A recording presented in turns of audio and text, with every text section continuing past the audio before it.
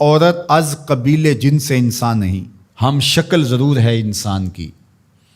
انسان کے بچوں کی نسل کی افزائش کا ذریعہ بھی ہے،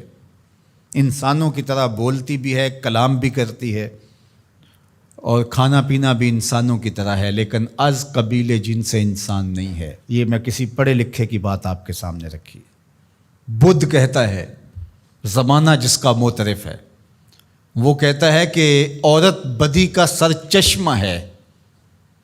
اگر خدا کا قرب پانا ہے تو عورت کے وجود سے اپنے آپ کو تمہیں دور کرنا پڑے گا۔ عورت کی قربت برائیوں اور بدیوں کی طرف لے جاتی ہے، عورت کا وجود بدی کا سر چشمہ ہے۔ میں صرف 2 مثالیں آپ کے سامنے رکھی ہیں، اور میرے مصطفیٰ نے فرمایا مجھے عائشہ کے بستر میں وحی آتی ہے۔ اب لاؤ ان مذاہب کے ماننے والوں کو اور ان فلسفیوں، شاعروں اور ادیبوں کو، اور ان کے سارے فلسفے ایک پلڑے میں رکھ دو، میرے مصطفیٰ کا ایک فرمان ایک پلڑے میں رکھ دو۔ تو اس کائنات کو جو ظلمتوں سے بری ہوئی تھی، روشنی دی ہے تو آمنہ کے در یتیم نے دی ہے۔ وہ عورت جو بدی کا سر چشمہ کہلاتی تھی، اگر وہ بیوی ہے تو کہا کہ مجھے اس کے بستر میں وہی اترتی ہے، اور اگر یہ ماں کے روپ میں ہے تو جنت کو کھینچ کے ماں کے قدموں تلے رکھ دیا گیا۔ بہن کو تکریم دی، بیوی کو عزت دی، بیٹی کے وقار کو دنیا کے سامنے رکھا، غلاموں کو پستیوں سے اٹھا کے اوج ثریا کی منزلوں تک پہنچایا، اور ان کو انسانوں کے برابر باقاعدہ حقوق فراہم کیے، اور عملی غلامی کو ختم کر دیا، اور غلاموں کو آزاد کرنے کی ترغیب دے کے بتایا کہ اسلام کیا نظام حیات لے کر آیا، کتنا ستھرا نظام اسلام لے کر کے آیا، کتنا پاکیزہ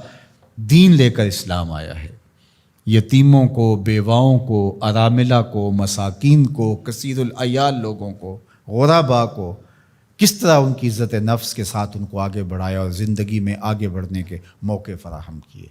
یہ اسلام ہے، اور اسلام کے دم سے ہی یہ نور، روشنی اور اجالے پھوٹتے ہیں۔ اللہ جل شانہ ہمیں اس موسم رحمت کی برکت نصیب فرمائے۔ اس لیے کثرت سے درود و سلام کی محافل کا انعقاد کیجیے اپنے گھروں کے اندر، روزانہ کی بنیاد پہ، فجر کے بعد کا وقت رکھ لیں یا مغرب کے بعد کا یا عشاء کے بعد کا، اپنے بچوں کے ساتھ بیٹھ کے روزانہ کی بنیاد پہ درود و سلام کی محافل کا انعقاد کریں۔ مسجدوں میں، محلوں میں، فیکٹریوں میں، جہاں جہاں ہیں،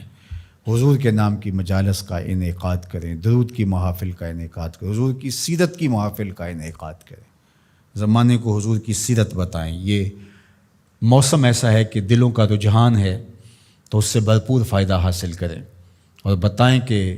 صاحب میلاد کی سیرت با کمال کے رنگ کیا تھے، اور پھر اس کو اپنے اندر اتارنے کی عملاً کوشش کریں، تاکہ حضور کے ساتھ محبت اصل روپ کے اندر ہمارے سامنے آئے، کہ جس سے پیار کرتے ہیں اس کی عملی زندگی کو کس طرح ہم اپنے اندر اتار کر کے اپنی زندگی کو تبدیل کرتے ہیں۔